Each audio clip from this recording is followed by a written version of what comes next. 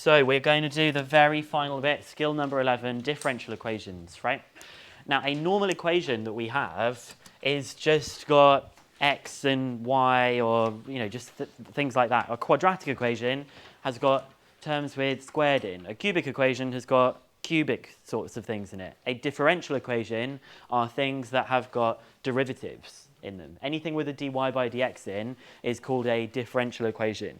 Now, if you go and study maths further, or if you're doing further maths as well, you have different types of differential equations, okay?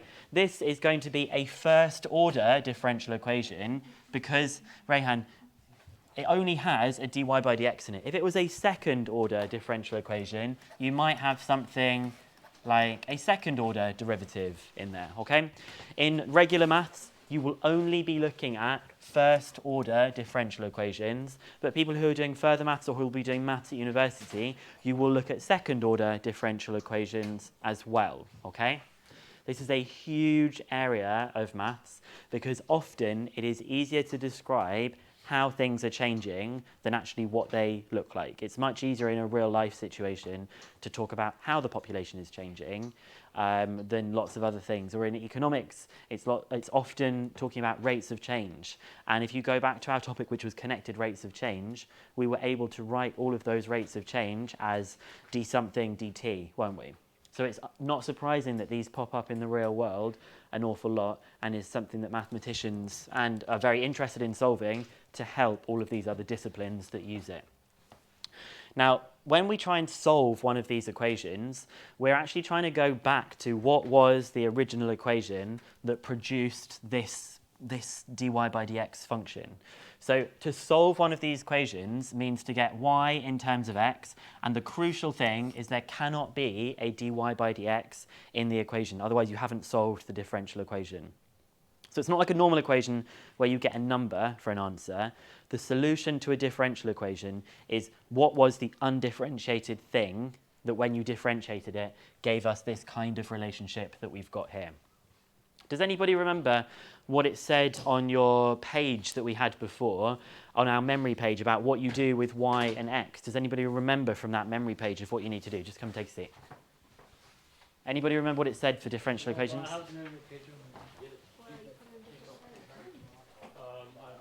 What does it say, Muzuki? On that page? Separate the variables. Okay, so it says separate the variables, okay? And this is the phrase that we use to mean separating the y's onto one side and the x's onto the other side. So step one, it says get y to the side of dy by dx by dividing and x to the other side. Now, you'll have seen on the piece of paper that I made for you, I think I wrote something like y's go to the left and the x values go to the right. And you're going to see what happens in a second, but for now you just need to trust me that this is how it's going to work. So we have got, to begin with, dy by dx is equal to xy plus y. Now you can only separate the variables by using multiplication and division. The subtracting isn't going to help here, right? First of all, I'm going to need to factorize, because if I wanted to get y over to the other side, I'm going to need some factorizing, okay? So you get that dy by dx is equal to y x plus 1. I'm happy with this because I've got the x terms are on the right-hand side. The y term is not on the left-hand side yet. So to move it to the left-hand side, I can't obviously subtract that. I still need to obey the laws of maths. I'm going to divide both sides by 1. So I get 1 over 1 dy dx is equal to x plus 1. I divided both sides by y.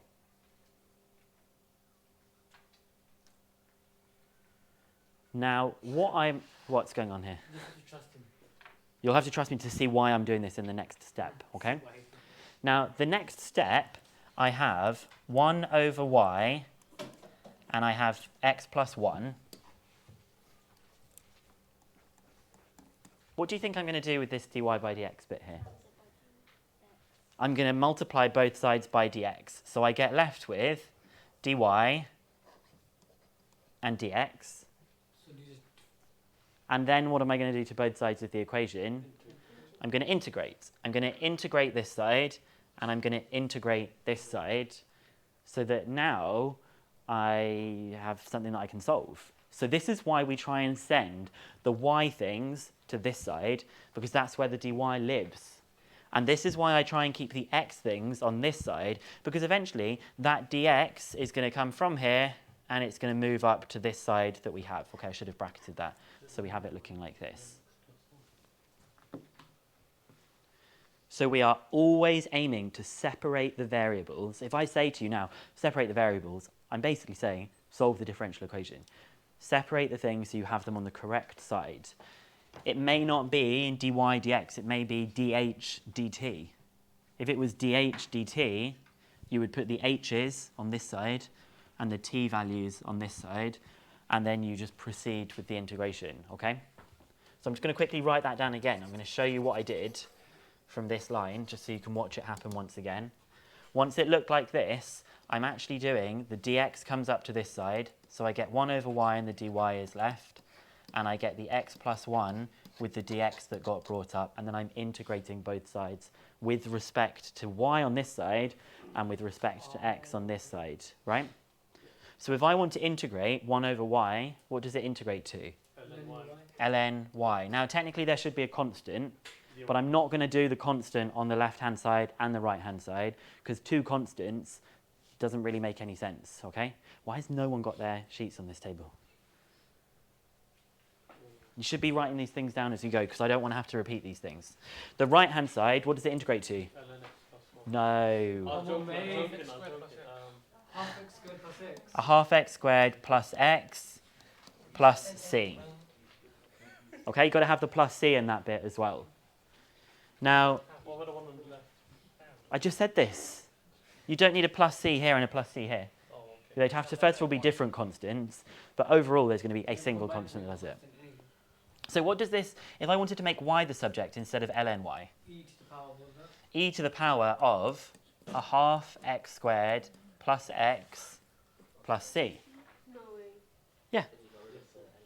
That looks so off. It's not. It was good. Now, we don't usually want to have that e to the c bit at the end. So you're going to need to start getting a bit better at some of these things. But if you've got an e to the power of a plus c over here, if I wanted to pull this plus c away from it, what would it become? E to the half x squared plus x plus e to the c. Good. So it's the same as e to the half x squared plus x times by e to the power of c.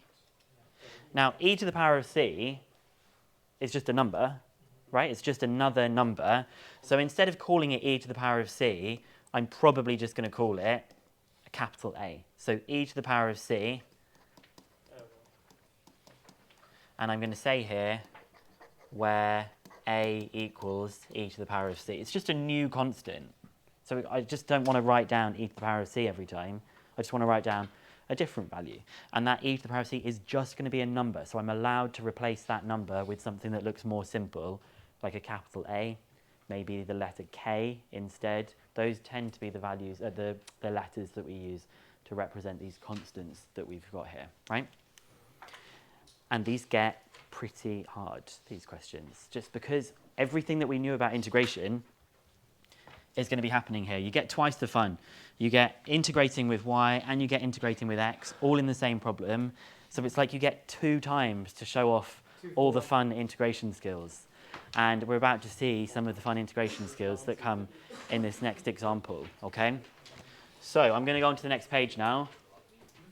We are going to try and find the general solution, and you'll see what I mean in a second by a general solution. Actually, I can tell you what I mean here. A general solution. The reason it's general is because I've got my final answer. There's a lot of, mumbling. It's getting kind of annoying. Y equals a to e to the half x squared plus x. It's a general solution because there's many different values of a that it could possibly be, and all of them would make this thing true. But in the future, there's going to be a specific one that we have, right? So here we go. We need 2 for this particular equation. I've not got the steps written down this time. I've got 1 plus x squared dy dx equals x tan y. Remember, y values need to go to the left, x values need to go to the right. So how am I going to get the y value to the left? Divide by tan y. So I'm going to have a 1 over tan y. What's going to happen to this? How do I get rid of this so the x values go over there? So I'm going to get an x divided by 1 plus x squared. And there's the dy here and the dx over here. Now I've done quite a few stages at once there. If you wanted to, you could just see that it was this bit. And then on the next line, you could do this. You could say you've got 1 over tan y dy equals x over 1 plus x squared dx. And that means you can now do your integration on both sides.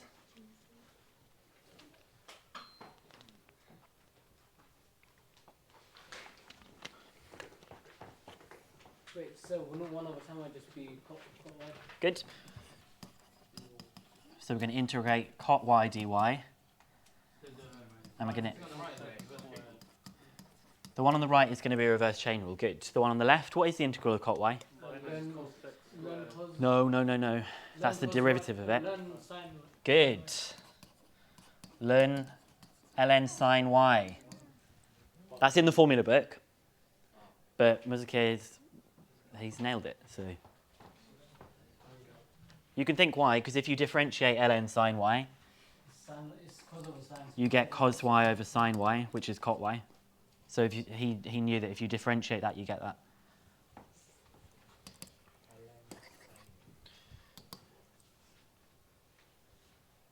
So what's the derivative, what's the integral of x over 1 plus x squared? It's reverse chain rule. Ismail's already said that. I'm asking for the answer, Hamza.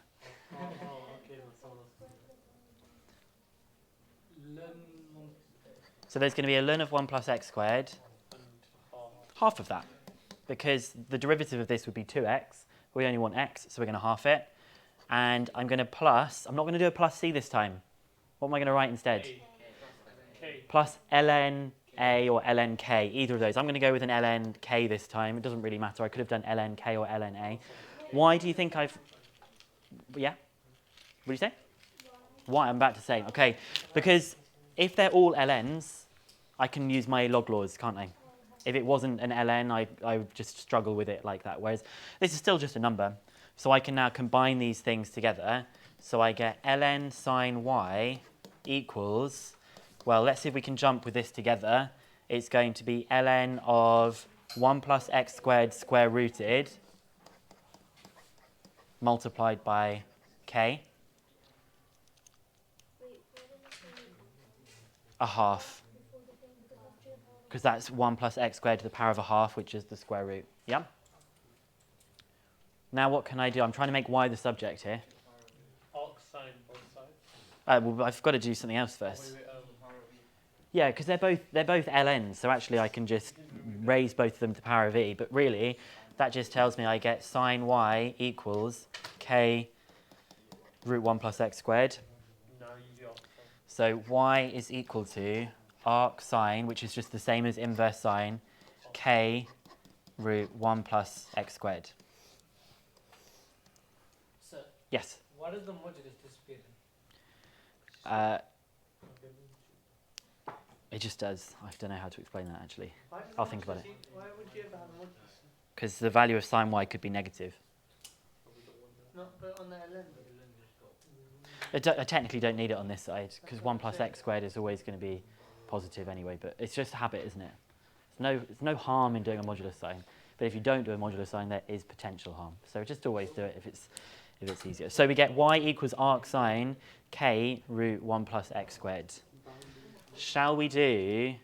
Yeah, we'll do the last example, and then we're just going to do practice on this before we do the worded ones on Thursday. So my hint here, use ln k if everything is ln based. There's loads of mumbling and stuff going on today, which I find very, very distracting. So please stop mumbling while I'm talking. Okay, last question. Again, this one was a general solution. We are now going to do something which is called a, it doesn't say, boundary conditions, which we sometimes call particular solutions rather than a general solution. Particular obviously meaning like a specific one. And the difference that you can see here is it says given that x equals 1 when y equals 4, we can now actually find the exact equation that it was. Let me just quickly go back to this one. This one is obviously not an exact equation because it's got a k here. If we wanted to have a particular solution, that would have to be a number. That would have to be 1, -5, pi, whatever it was, okay? This one is great fun. I think you're going to enjoy it.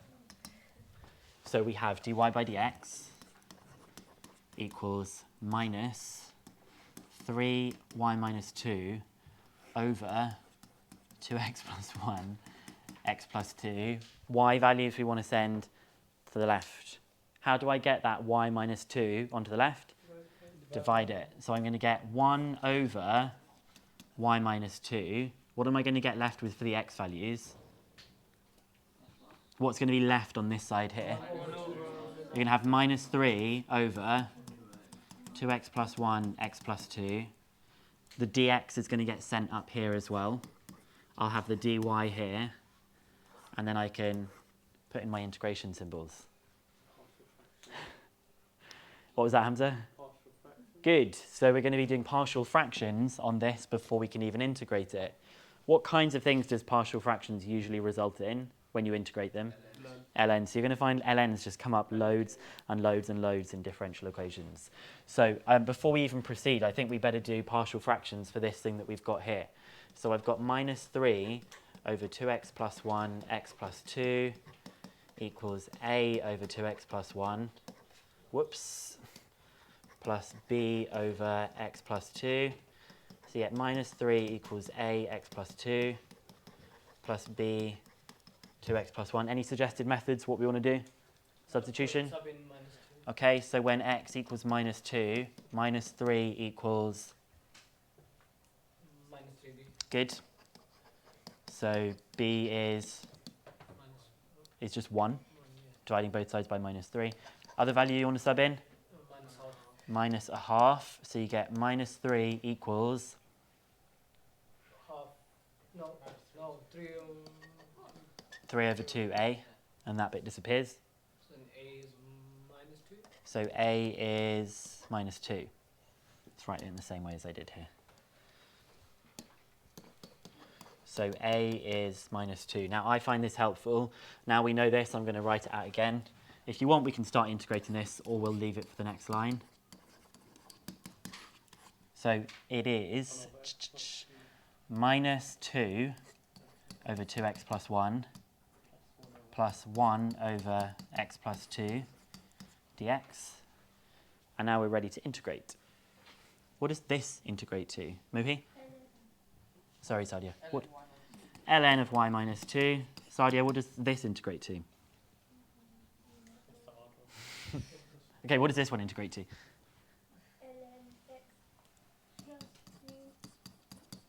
Anyone else for this one?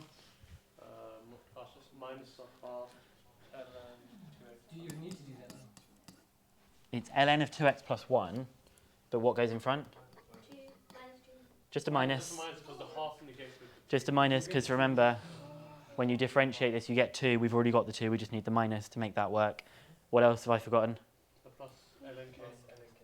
What am I doing? That's a strange symbol for. Plus ln k. So can you just combine and do x plus 2 over 2x plus ln x plus 2 over 2x plus 1? Yes. Yes. Yes, you can do that exactly. Now, at this point here, you may like to go straight in with these values to help you find out what the value of k is. You might like to do sub in earlier. You know that example we did at the very beginning of this lesson? It was quite easy to sub in to then rearrange and find it. That might be something that's useful. So I don't know, maybe we will do that now. So this is now turning it from a general solution into a particular solution. So we get ln of 3 equals minus ln of 3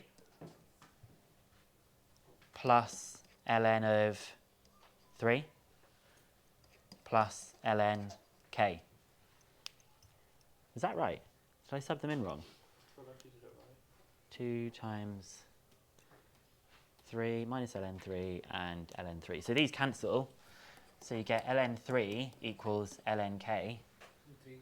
So obviously, 3 is equal to k. Isn't that ln2? The y one, 4 minus 2 is 2. Yeah. Sorry, this is wrong. 4 K minus 2 is ln2. So you get that k is 2 instead. There's me saying it's probably easier to sub in earlier. Maybe it's not easier to sub in earlier. Maybe I just made a mistake there. So now we want to finish off because it wants you to have the answer written as y equals f of x. We don't have y equals f of x. We have got this thing here. So I'm just going to write it down again. We've now got ln of y minus 2 equals, we can probably combine all of this together. So should we go for it? Yeah. What would it be if we have this, this, and this all put together? K x plus 2 times x plus 2 over 2x plus 1. K x plus 2 over 2x plus 1. But we know that k is 2. So we've now got, or we can actually get rid of these ln's on both sides. So we just get y minus 2 equals 2 x plus 2 over 2x plus 1. So y equals 2, why don't we expand that? 2x plus 4 over 2x plus 1 plus 2.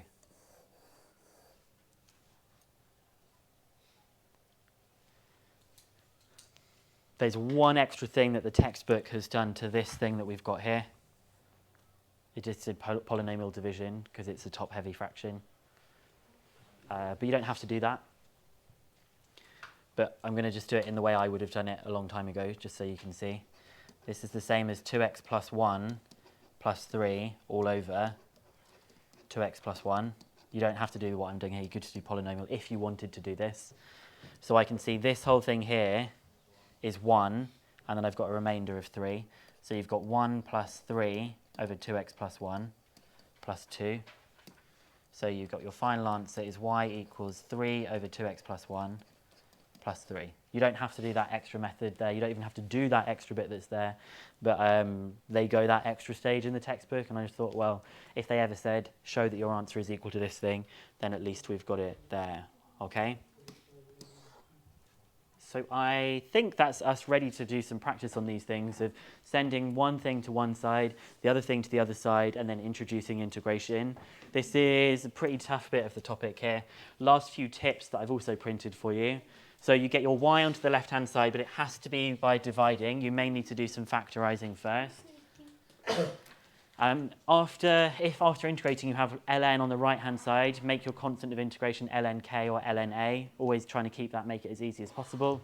Try and combine all your ln's together, as we did in year 12.